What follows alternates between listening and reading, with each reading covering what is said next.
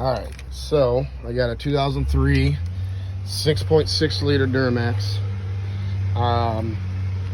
Driving it on the way to work and seen a bunch of smoke behind me. Not white smoke, it was black. I'll show you in a minute.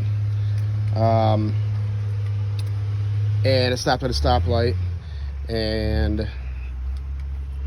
I heard a knock. I'm not sure what it might be. A lot of people are saying either a rod knock or injectors 4 or 6 are stuck open.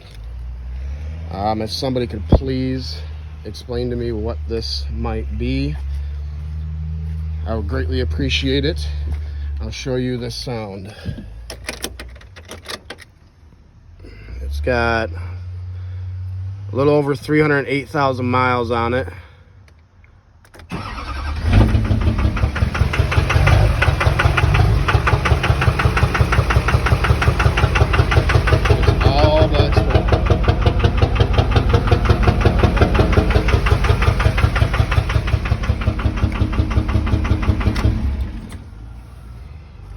That's what I heard.